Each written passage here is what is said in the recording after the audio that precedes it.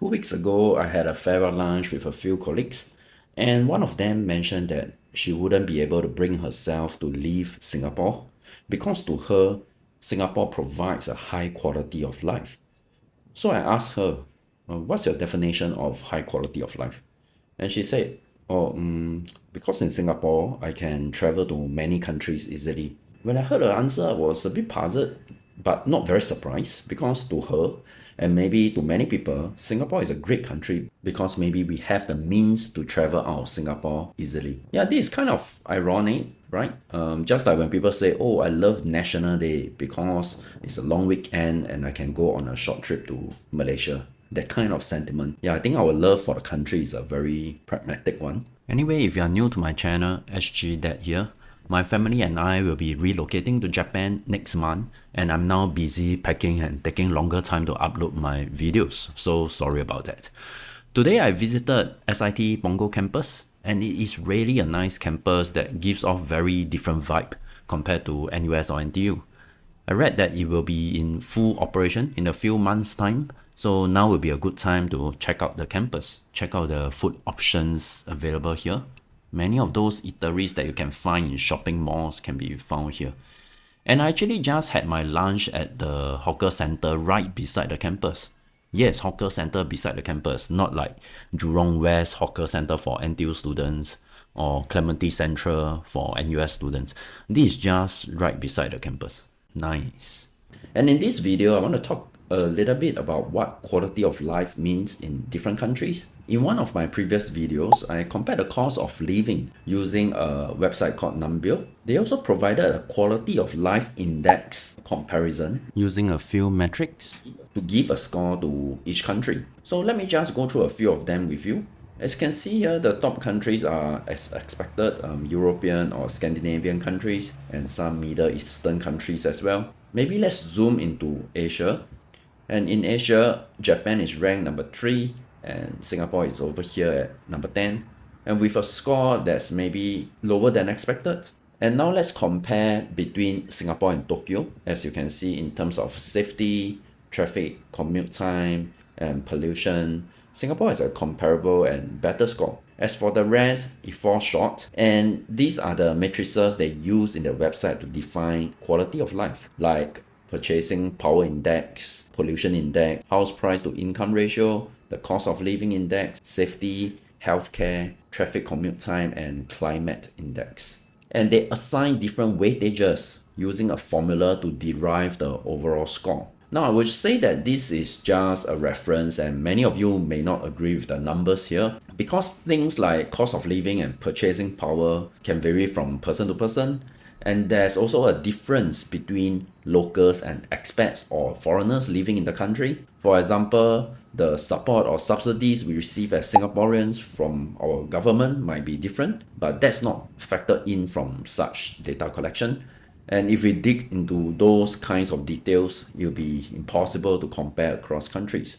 So we can just treat this as a first level kind of comparison. And after looking at this website, I just want to give my personal opinion on 2 things. First, I feel the factors listed here are definitely not exhaustive in determining the quality of life. There are some other important aspects that I believe are very relevant but are not included. One example is culture and people. On this website, commute time is one of the factors considered. And let's say 2 cities have a similar average commute time, so they will receive a similar score. But the quality of that ride can be very different. The people you share the journey with will make a difference. Is it a quiet, comfortable ride with plenty of seats? Or is it noisy with people watching dramas on speakerphones or talking loudly, oblivious to their surroundings? So a 30-minute ride can feel drastically different depending on the people, environment, and culture. But to be fair, this is difficult to capture in a numerical score. I remember when I sold my car 2 years ago, the very first thing I bought as a replacement was a pair of AirPods because I knew it would make the public transport much more bearable. On the topic of transport, I also feel that there should be a metrics that considers the driving experience in a city. Singapore's roads are well maintained and the streets are brightly lit, but I believe you will agree with me that driving in Singapore can be quite stressful. And there's often construction going on, and there's also no lack of impatient or ungracious drivers either. Another example is population density. The relationship between quality of life and population density should be like a inverted U-shaped curve, meaning the two ends, whether is it too low or too high, they are both undesirable. If the population density is too low, you may end up in a dead town or dead city where amenities are scarce, public transport might be sparse. When you miss bus, you may have to wait another hour kind of situation because it's not economically viable. You might not even find a decent place to eat because there's simply no demand. But when the population density is too high, even though all the amenities are available, public spaces will become overcrowded. Imagine a beautiful park shared by 1,000 people daily versus just 200. The experience will be completely different. And same goes for places like libraries, like festivals and events, even supermarket and restaurants. Speaking of supermarkets, there is NTUC Fair Price Finest located right inside the campus. But I read SIT doesn't have any hostels or halls in their campus. Otherwise, it would have been perfect for students to grab their groceries or daily essentials here. I guess this supermarket will benefit the staff and nearby residents more. When I go to the supermarket with my wife, I will always wait outside because my head will start spinning when I enter the supermarket with the crowd inside.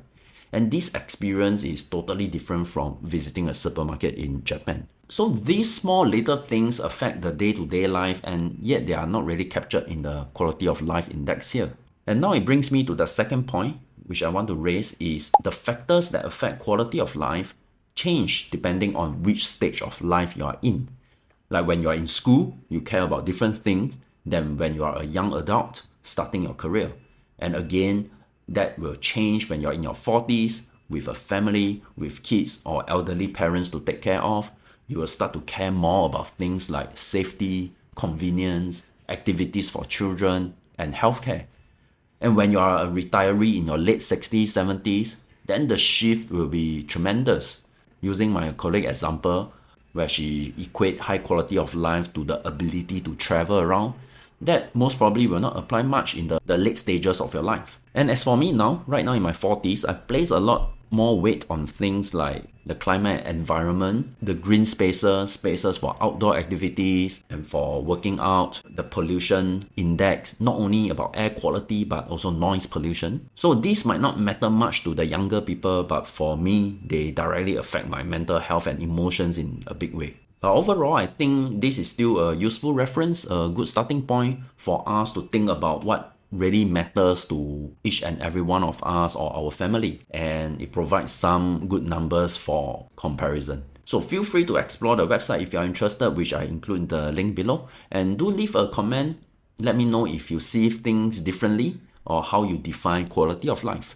With that, I will end the video here and I will see you in the next one. Thank you.